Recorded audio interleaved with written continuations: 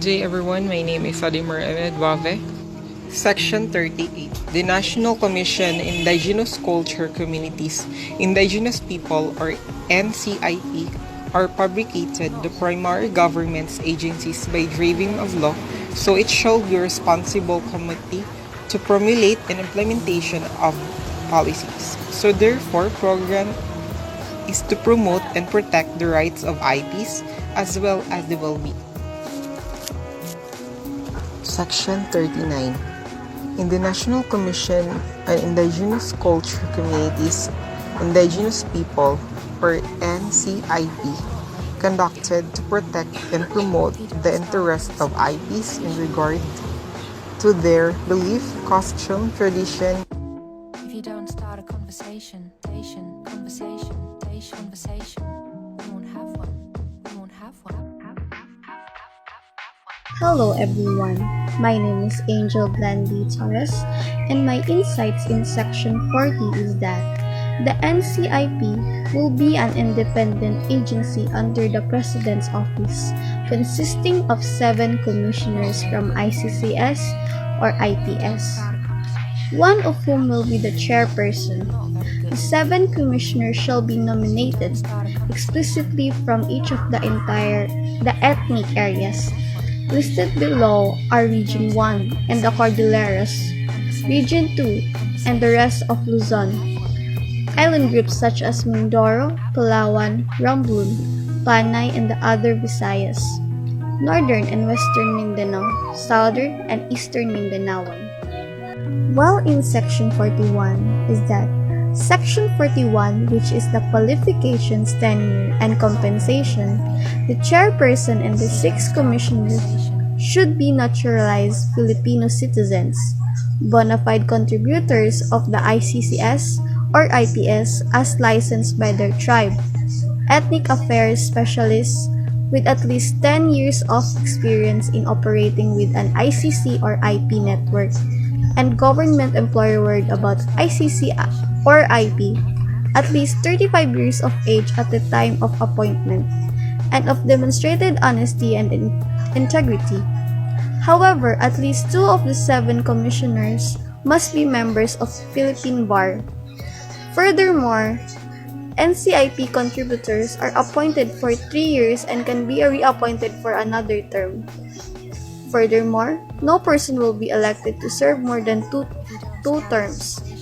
Any emptiness will be staffed solely for the rest of predecessor's term, and no member will be appointed or unique in a transient or performing capacity. Finally, the chairpersons and commissioners will be entitled to reimbursement below the salary standardization law. And that's all for the insights of Section 40 and Section 41. If you don't start a conversation, we won't have one. I'm not very good with people. Hello, I'm Mr. Gambuta and I want to show about my insights. Chapter 42 National Commission on Indigenous People or NCIP. Any member of NCIP was removed from the office by the President until his last term. IP must have rights to live and never underestimate their culture, give the opportunities to make peace. Chapter 43 Appointment Commissioners.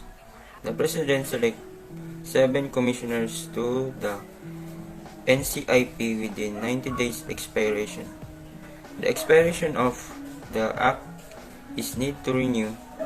For the NCIP, it comes a good preservation to the indigenous people. Thank you.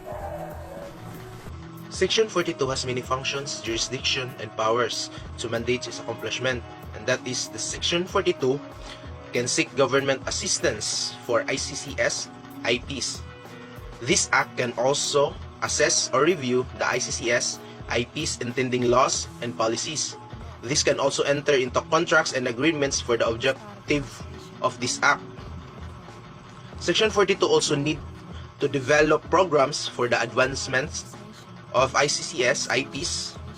This act can also advise the President for all the matters relating ICCS and IPs. Thank you.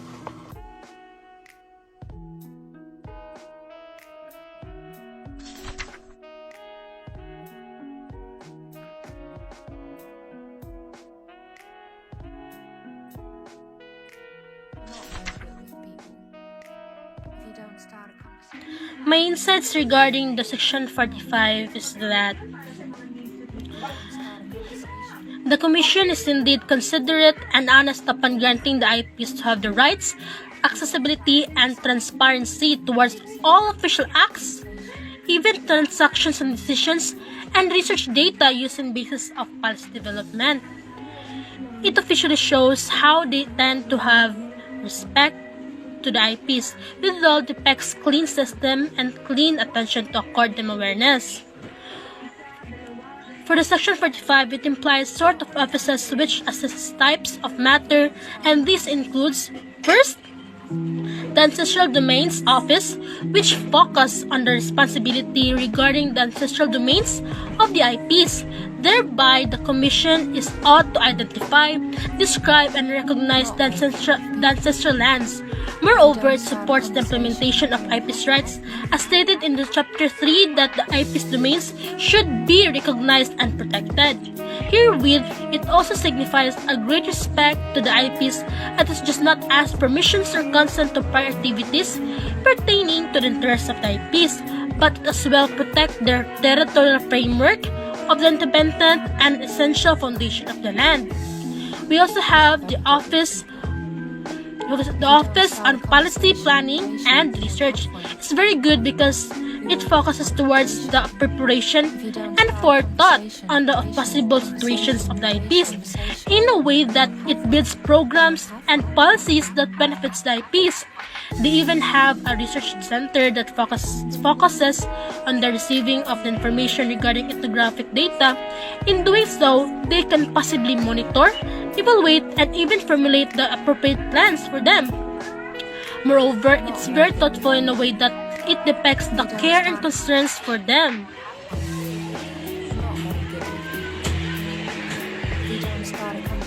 We also have the Office of Education, Culture, and Health, and it's very good because it builds a good foundation and hope for the Indigenous community. It invests a good launch to give them the privilege on having the appropriate education and focuses matter on how to make education possible and accessible to the IPs. It builds programs and provides assistance that benefits them in a responsible way. Herewith shows a good foundation of support.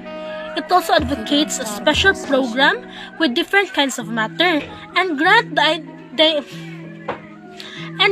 Indigenous community the trainings for health-related professions and encourage them to enroll in health-related courses, as well by assisting them that I greatly agreed because, as we know, IPs are prone to different kinds of discriminations that hinders them to be part of this matter. Moreover, IPs are prone to discriminations and underestimations. That's why it glads me to know that the NCIP also established a different kinds of offices which manage different sorts of concerns pertaining to the Indigenous community and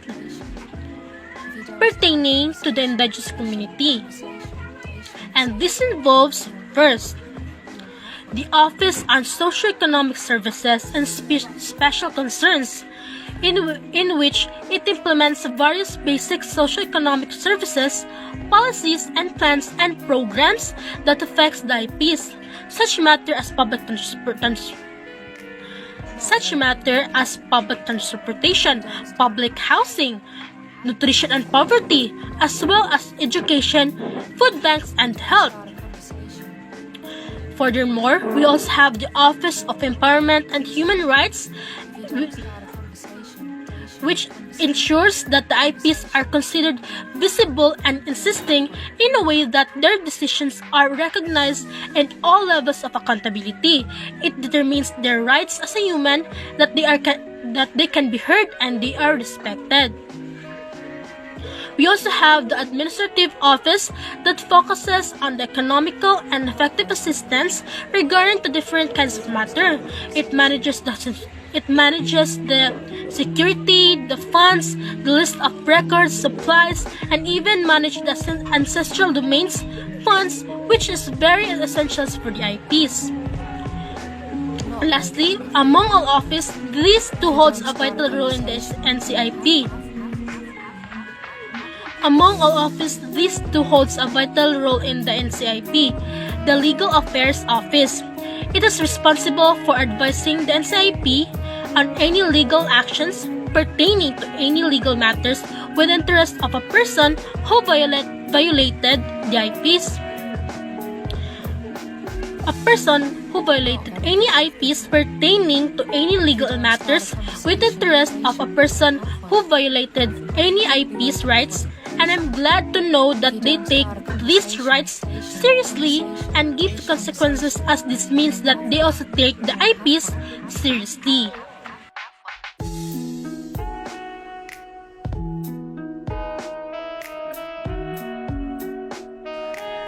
And Section 47, the NICP has the power or right to create new offices for the benefits and safety of indigenous people and to protect their rights, and they are necessarily subject to existing rules and regulations.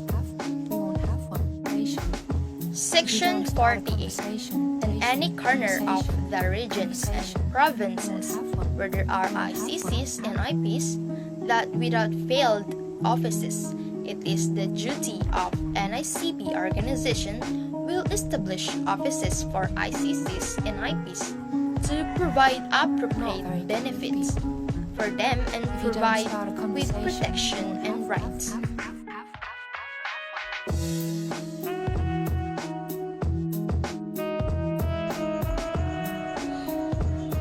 Section 49.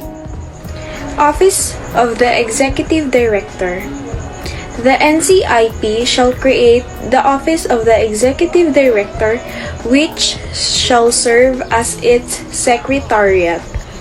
The office shall be headed by an Executive Director who shall be appointed by the President of the Republic of the Philippines, upon recommendation of the NCIP on a permanent basis. The staffing pattern of the office shall be determined by the NCIP subject to the existing rules and regulations.